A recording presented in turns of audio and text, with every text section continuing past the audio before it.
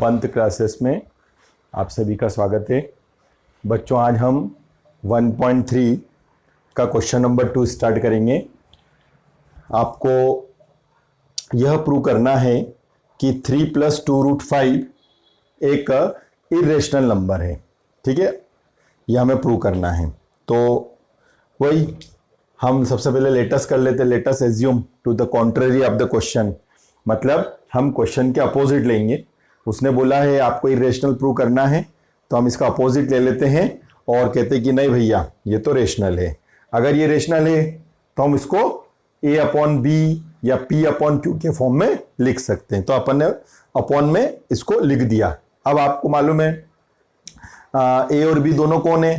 को prime integer number. को prime integer number means ये दोनों सिर्फ 1 से कैंसिल होंगे, इसके अलावा इन दोनों में कोई भी कॉमन नहीं है। इन दोनों में कोई भी कॉमन नहीं है। जैसे फॉर एग्जांपल मैंने आपको कल बताया था, जैसे 15/20 है, इसको आपने कैंसिल कर लिया तो 5 3 जा 15 आया, 5 4 जा 20 आया। तो 3/4 में अब इन दोनों में सिर्फ 1 कॉमन है, 1 के अलावा कुछ भी कॉमन नहीं है। तो ये को प्राइम इंटीजर नंबर हो गए और नीचे कभी भी 0 नहीं लेना, b ≠ 0। ठीक है, अब इसके आगे +3 को मैंने इधर ट्रांसफर कर दिया, तो +3 इधर गया तो कई का हो गया बच्चों?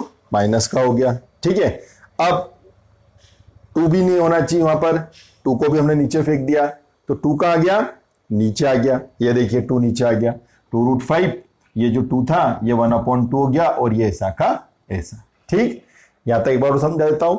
हमें प्रूव करना है कि ये इरेशनल नंबर है। हम इसके अपोजिट ले लेंगे कि नहीं ये तो रेशनल नंबर है। अगर रेशनल नंबर है तो इसको हम a/b के फॉर्म में लिख सकते हैं। +3 को मैंने इधर ट्रांसफर कर दिया और 2 को मैं नीचे ले आया। अब 2 चूंकि दोनों के साथ में है इसलिए ब्रैकेट लगाना पड़ेगा। अब 2 का अंदर मल्टीप्लाई कर लो, 2 का b में हो गया और 2 का इधर होगा तो ये 2 आ जाएगा। ठीक है बच्चों, अब आपको अभी बताया गया था कि a और b दोनों इंटीजर हैं, दोनों इंटीजर हैं। तो इंटीजर हैं तो इसका मतलब है कि ये वाला पोर्शन और ये वाला पोर्शन दोनों कैसा होगा? रेशनल होगा, है ना? कैसा होगा? रेशनल होगा। तो ये भी रेशनल है, ये भी रेशनल है। इन दोनों का जो डिफरेंस आएगा वो भी रेशनल आएगा। तो इसका मतलब ये हुआ कि ये जो हमारा राइट हैंड साइड पोर्शन है पूरा का पूरा रेशनल आ गया। क्यों आया? क्योंकि a और b दोनों इंटीजर थे। तो कोई भी नंबर अगर अपॉन में, इंटीजर अपॉन में आता है तो वो रेशनल बन जाता है। तो ये रेशनल है, ये भी रेशनल है। रेशनल को रेशनल में से माइनस किया तो रेशनल आया। तो ये वाला पूरा पोर्शन राइट हैंड साइड वाला पूरा कैसा हो गया? रेशनल हो गया। तो ये जो है लेफ्ट हैंड वाला ये भी क्या होगा? रेशनल होगा।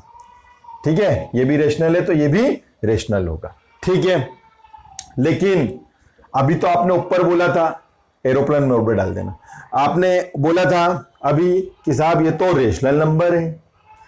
ठीक है, ये क्या है फिर से समझना, ये है रेशनल तो ये भी क्या आ जाएगा? रेशनल आ जाएगा। लेकिन हम सभी लोग जानते हैं, हमने इसको प्रूव भी कर दिया था कि √5 तो क्या है? इरेशनल है। अभी यहां पर क्या आ रहा है फिर से समझना, यहां पर क्या आ रहा है? रेशनल। ये तो उसके कारण से ये भी रेशनल होगा क्योंकि इक्वल का साइन लगा हुआ है।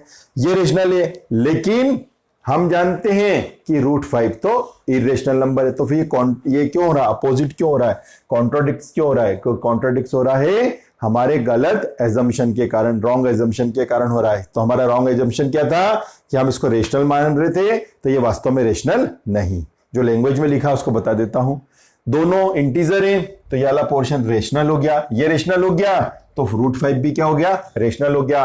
लेकिन but this contradicts the fact that, इस कथन का क्या कथन था, क्या स्टेटमेंट था? √5 इज ए इरेशनल नंबर। इसका अपोज में जा रहा है। यहां पर आपने कल प्रूव किया था कि √5 क्या है? इरेशनल है। और यहां क्या आप बोल रहे हो कि √5 रेशनल है। ये दोनों एक दूसरे के अपोजिट है। तो जब एक दूसरे के अपोजिट होते हैं तो इसका मतलब है कि ये जो विरोधाभास उत्पन्न हो रहा है, इधर कुछ बोला जा रहा है, इधर कुछ बोला जा रहा है, तो ये जो हो रहा है ये कॉन्ट्रोडक्शन क्यों हो रहा है? क्योंकि हमारा जो एजम्पशन था वो रॉन्ग था। तो हमारा एजम्पशन क्या था कि हम इसको रेशनल मान रहे थे, ये हमारी गलती थी। हम इसको वापस से सुधार कर लेते हैं और कह देते हैं भाई साहब यह इरेशनल है। ठीक है, ये हमारा 1.3 का सेकंड नंबर का क्वेश्चन हुआ है। ठीक बच्चों, अब हम लेते हैं क्वेश्चन नंबर 3। ठीक है, क्वेश्चन नंबर थर्ड ले रहे हैं अपन। ये देखिए क्वेश्चन नंबर थर्ड है, थर्ड का फर्स्ट ले रहे हैं। क्वेश्चन नंबर थर्ड में 3 पोर्शन दे रखे हैं, तो मैं फर्स्ट पोर्शन ले रहा हूं और फर्स्ट पोर्शन है 1/√2। 1 क्या है बच्चों? √2 है। ठीक है, चलिए शुरू करते हैं हमारा खेल। Let us assume to the contrary of the question that 1/√2 is rational. हम तो इसको रेशनल मानेंगे। अगर इसको रेशनल माना जाएगा तो इसको निश्चित रूप से किसके इक्वल में लिखा जाएगा? ए बी के रूप उसमें लिखा जाएगा। तो ये देखो मैंने ए बी के उसमें लिख दिया। ए बी कौन है? ए बी इंटीजर से हैं और बी 0 नहीं है, मैंने को प्राइम इंटीजर नंबर है, मतलब किसी से भी कैंसिल नहीं होते 1 के अलावा। ठीक है भाई साहब, अब आगे बढ़ जाते हैं। यहां सब जगह प्रोसेस बदल जाएगी। जैसे इस क्वेश्चन में ये प्रोसेस थी, इस क्वेश्चन में कुछ और प्रोसेस होगी। कभी भी नीचे रूट को नहीं लिखना है, तो हमें करना पड़ेगा रेशनलाइजिंग ऑफ डिनोमिनेटर। ठीक है, तो रेशनलाइजिंग ऑफ डिनोमिनेटर कैसे होता है ये देखते हैं। नीचे √2 आ रहा है तो ऊपर भी √2 लिख दो और नीचे भी √2 लिख दो। ये लिख दिया भाई साहब, ऊपर भी √2 लिख दिया, नीचे भी √2 लिख दिया। ठीक, 1 का √2 में करेंगे तो √2 आएगा और नीचे √2 का √2 में करेंगे तो 2 आ जाएगा।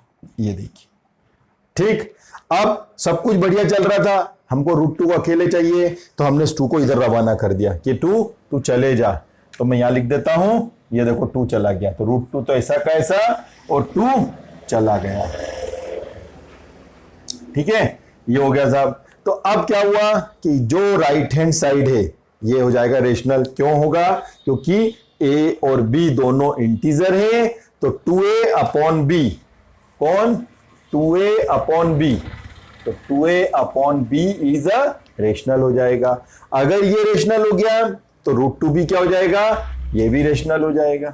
√2 भी रेशनल, क्योंकि इधर अगर लेफ्ट हैंड साइड रेशनल है तो √2 भी रेशनल हो जाएगा। लेकिन बट दिस कॉन्ट्राडिक्स, लेकिन ये जो हमने कल प्रूव किया था कि √2 इरेशनल है, इस स्टेटमेंट के अपोज में आ रहा है। स्टेटमेंट कहता है कि √2 तो इरेशनल है और हम बोल रहे हैं ताजा ताजा कि √2 तो रेशनल है। तो ये contradiction has arisen because our incorrect assumption. तो हमारा इनकरेक्ट एजम्पशन क्या था? हम 1/√2 को रेशनल ले रहे थे, यह हमारा इनकरेक्ट था।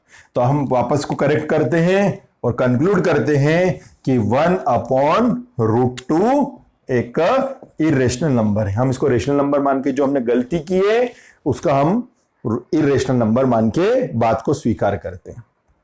यह हमारा तीसरे का फर्स्ट हुआ। अब हम ले रहे हैं थर्ड का सेकंड क्वेश्चन ले रहे हैं, वो है आपका 7√5। क्या है बच्चों? 7√5 है, ये यहां पे लिख दिया मैंने। वापस अगर अभी भी समझ में नहीं आया हो तो देखते जाओ। Let us assume to the contrary of the question that 7√5 is rational. अगर ये रेशनल है तो निश्चित रूप से इसको हम a/b के फॉर्म में लिख लेते हैं। हमने लिख लिया और बता दिया कि b नॉट इक्वल्स टू 0 है।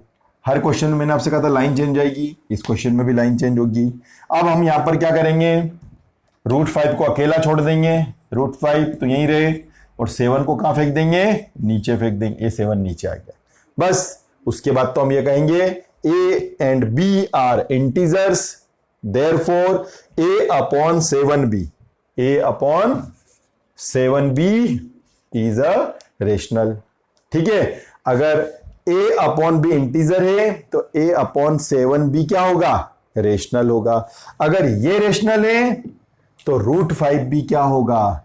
रेशनल होगा। तो √5 भी रेशनल हो गया। ठीक है, √5 भी रेशनल हो गया। But this contradicts the fact that, लेकिन हमने कल एक बात प्रूव की थी कि √5 तो इरेशनल है। √5 क्या है? इरेशनल है।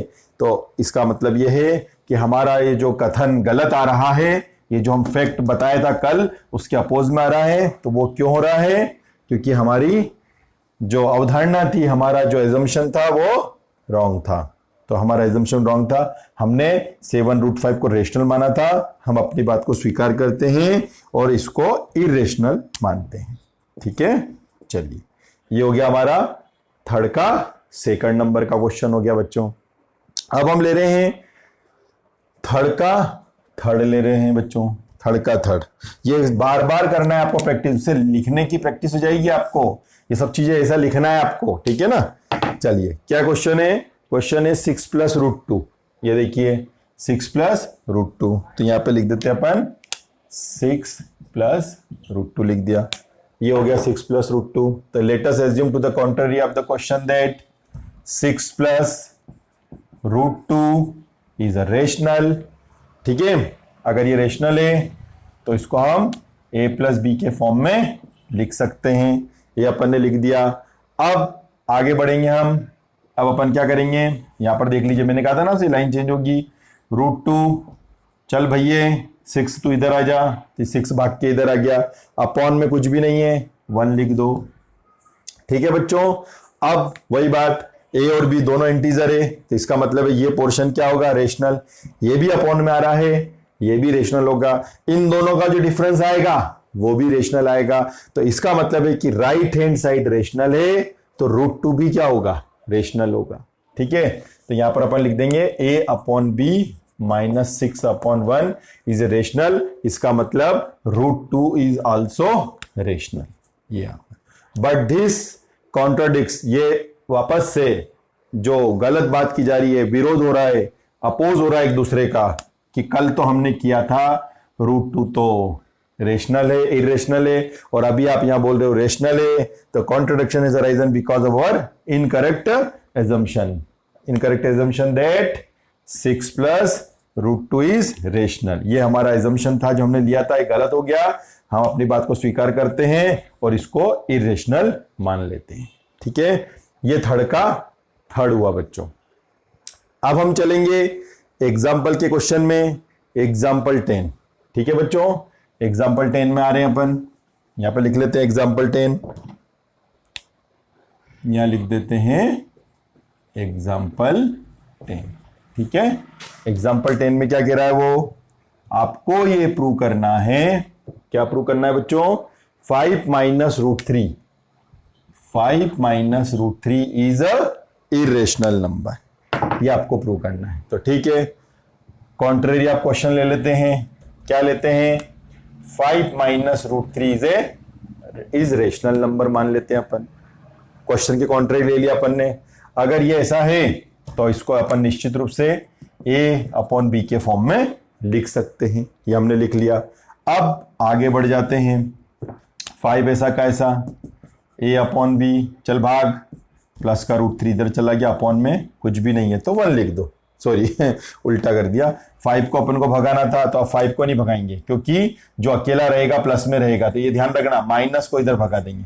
तो ये माइनस का जो √3 था, माइनस का जो √3 था इधर भगा दिया तो क्या हो गया, प्लस का हो गया। ये ज्यादा अच्छा है क्योंकि जो अकेला रहेगा वो प्लस में रहेगा, ठीक है। यहाँ अपॉन में 1 लिख दो भले, ये लिख दिया। अब आगे बढ़ जाते हैं, अगर a/b रेशनल नंबर है तो 5/1 भी रेशनल है, दोनों का जो डिफरेंस आएगा वो भी रेशनल आएगा, तो ये तो हो गया रेशनल। अगर ये रेशनल हुआ तो पहले ये लिख लेते हैं अपन कि भैया ये तो रेशनल है, तो 5/1 - a/b रेशनल, तो इसका मतलब है √3 इज आल्सो रेशनल। लेकिन जो हमने कल प्रूव किया था कि √3 तो इरेशनल नंबर है, उसका कॉन्ट्रोडिक्ट हो रहा है। ये कॉन्ट्रोडिक्शन क्यों उत्पन्न हो रहा है, अराइजन क्यों हो रहा है, क्योंकि हमारा एजम्पशन रॉन्ग है। हमारा एजम्पशन ये जो हमने लिया था इसको हम रेशनल मान रहे थे, हम इसको क्या ले रहे हैं, इरेशनल ले रहे हैं, ठीक है। ये हो गया साहब कंप्लीट हमारा एग्जाम्पल नंबर 10, ठीक है। एग्जाम्पल नंबर 10 हो गया। अब हम चलेंगे एग्जाम्पल 11 में, तो चलो एग्जाम्पल 11 स्टार्ट कर देते हैं। तो ये एग्जाम्पल 11 स्टार्ट हो रहा है, देखिए एग्जाम्पल 11, ठीक है। क्या प्रूव करना है आपको, आपको प्रूव करना है 3√2, 3√2, यहां पर लिख देते हैं अपन 3√2 इज अ इरेशनल नंबर, ठीक है। अगर ये इरेशनल है तो हम इसके अपोजिट ले लेंगे कि 3√2 तो रेशनल है। अगर ये रेशनल है तो इसको हम इसके फॉर्म में लिख सकते हैं, ये हमने लिख दिया। अब √2 को तो हम वहीं रेन देंगे, √2 को तो हमने यहीं रेन दिया और 3 को नीचे ट्रांसफर कर दिया, ये आ गया, ठीक। अब क्या हुआ बच्चों, a और b दोनों इंटीजर थे, तो इसका मतलब ये है कि a/3b एक रेशनल होगा। अगर ये रेशनल होगा तो √2 भी क्या होगा, रेशनल होगा। लेकिन कल तो हमने इसको इरेशनल कहा था, आज हम इसको रेशनल कह रहे हैं। तो ये हो रहा है सब किसकी वजह से, हमारे रॉन्ग एजम्पशन के कारण। तो हम कंक्लूड कर लेते हैं अपनी बात को कि भैया ये तो एक इरेशनल नंबर है। ठीक है बच्चों, अब हमारा एक क्वेश्चन और छूटा हुआ है 1.4 का, उसको भी अपन देख लेते हैं। तो 1.4 का क्या क्वेश्चन है, 1.4 इसको मैं रफ कर देता हूं पूरा। ठीक है बच्चों, यहां रफ इसको हटा दिया अपन ने। ध्यान से देखते जाइए, अच्छे अच्छे क्वेश्चन है, सब में एक जैसी लाइन है, बस आपको लाइनें याद करनी है और लिखना है। इतना बार अगर आप बार बार अगर करोगे तो आपको तो लाइन 100% याद होनी ही होनी है। ठीक है, बाकी फिर वो आपकी इच्छा, मेहनत करोगे तो ठीक।